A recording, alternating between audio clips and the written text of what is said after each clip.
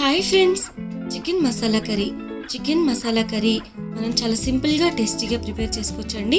చాలామంది గ్రేవీగా ఉండడానికి ఇష్టపడతారు కదా, గ్రేవీతో తినడానికి ఇష్టపడతారు. సో ఇట్లా గ్రేవీ కర్రీ ఎలా ప్రిపేర్ చేసుకుంటాం చూసేద్దాం.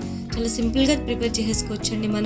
నేనైతే ఇట్లా మా ఇంట్లో ఇలా గ్రేవీతో చేస్తాను, మా పిల్లలకి చాలా ఇష్టపడతారు.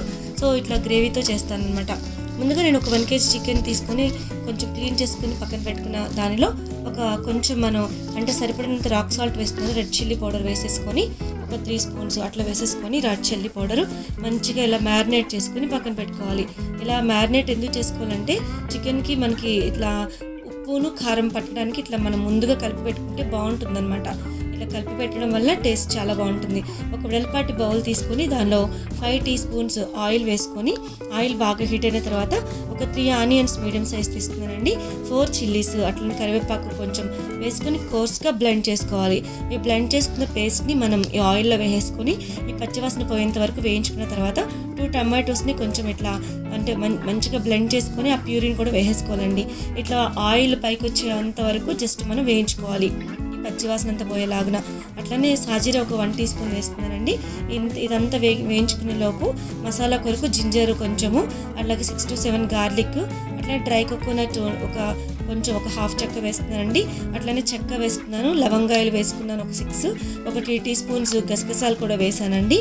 వీటన్నిటిని జస్ట్ ఇట్లా కొంచెంగా కోర్స్గా మనం బ్లెండ్ చేసుకుంటూ ఉండాలి. కొంచెం వాటర్ కలుపుకుంటూ మనం బ్లెండ్ చేసుకోవాలి. అట్లనే కొంచెం పసుపు కూడా యాడ్ చేసి ఈ మసాలా పేస్ట్ అంతటిని కూడా వేసేసుకొని జస్ట్ ఇట్లాగా వేయించుకోవాలి. చూసారు కదా, అడగంటకుండా జాగ్రత్తగా మనం మసాలా పేస్ట్ ఇదంతా వేగేలాగా జస్ట్ తిప్పుకుంటూ ఉండాలి. అట్లాగే మనం ముందుగా మ్యారినేట్ చేసి పెట్టుకున్న చికెన్ వేసేసుకోవాలండి. వేసుకొని ఈ మసాలా అంతా పట్టే విధంగా జస్ట్ తిప్పుకోవాలి.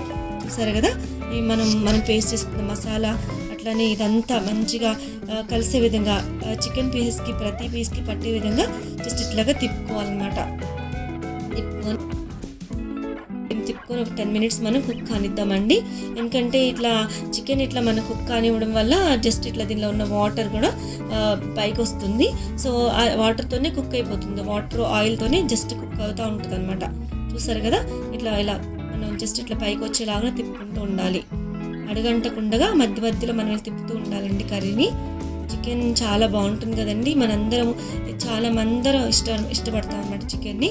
సో ఇప్పుడు మనం మసాలాలో ఉంటాయి కదండి వాటరు, అది కూడా జస్ట్ మనం పక్కన పెట్టుకున్నాం ఆ వాటర్ని యాడ్ చేసుకున్నాము. చూసారా ఫ్రెండ్స్, ఇట్లా కొంచెం మన చికెన్ పీసెస్ మునిగేంత వరకు జస్ట్ ఇట్లా వాటర్ వేసుకోవాలి. ఈ వాటర్తో మనకి జస్ట్ ఇంకా 1 గ్లాస్ వాటర్ వేసుకున్న తర్వాత మూత పెట్టేసుకొని ఒక 10 to 15 minutes మనం కుక్ కానిద్దామండి. ఇలా బాగా కుక్ కానివ్వాలి, ఎందుకు చికెన్ మరి కుక్ కావాలి కదా. సో అందుకనేసి ఇలా కుక్ కానివ్వాలి. మధ్యలో ఇట్లా మనం తిప్పుకుంటూ ఉండాలన్నమాట. ఇప్పుడు మనం కొంచెం ధనియాల పౌడర్ ఒక 1 టీ స్పూన్ వేసుకుందామండి. ధనియాల పౌడర్ వేయడం వల్ల కర్రీ చాలా టేస్ట్ వస్తుంది. సో ఇది దగ్గరికి వచ్చేలాగా మనం జస్ట్ ఇట్లాగా చూడాలి. ఈ కొరియాండర్ పౌడర్ వల్ల మనకి సువాసన అనేది బాగుంటుంది, వేసుకున్నాము. సరే కదా, ఈ వాటర్ అంతా కొంచెం కుక్ అయ్యేలాగా జస్ట్ ఇట్లా దగ్గరికి వచ్చేలాగా మనం కుక్ కానిచ్చి ఇంకా ఒక 10 minutes మనం మూత పెట్టేసుకుందామండి. ఫ్రెండ్స్, మీరు ఎప్పుడైనా ట్రై చేశారా? ట్రై చేయకపోతే తప్పకుండా ట్రై చేయండి, చాలా బాగుంటుంది. ఈ చికెన్ కర్రీ మసాలా వేసుకొని ఇట్లా మనం గ్రేవీగా కుక్ చేసుకుంటే చాలా బాగుంటుంది. మన ఇంట్లో కూడా ఎక్కువ మంది ఉన్నా కూడా ఇలా కర్రీ చేయడం వల్ల అందరికీ సరిపోతుంది అనమాట. సో మనం కొత్తిమీరతో గార్నిష్ చేసుకుందామండి. సర్వింగ్కి రెడీగా అయిపోయింది మన కర్రీ. చూసారు కదా, ఈ ఆయిల్ అంతా పైకి వచ్చిన తర్వాత మనం కర్రీని ఆఫ్ చేసేసుకోవచ్చండి.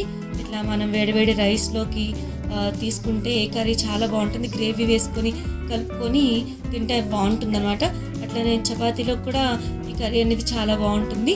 జస్ట్ ఇట్లా గ్రేవీలో మనం డిప్ చేసుకొని తింటే చాలా బాగుంటుంది, టేస్టీగా ఉంటుంది. మీరు కూడా ట్రై చేయండి ఫ్రెండ్స్. తప్పకుండా మీ కామెంట్స్ని మాకు తెలియచేయండి. మన ఛానల్ని లైక్ చేయండి, షేర్ చేయండి, సబ్స్క్రైబ్ చేసుకోండి.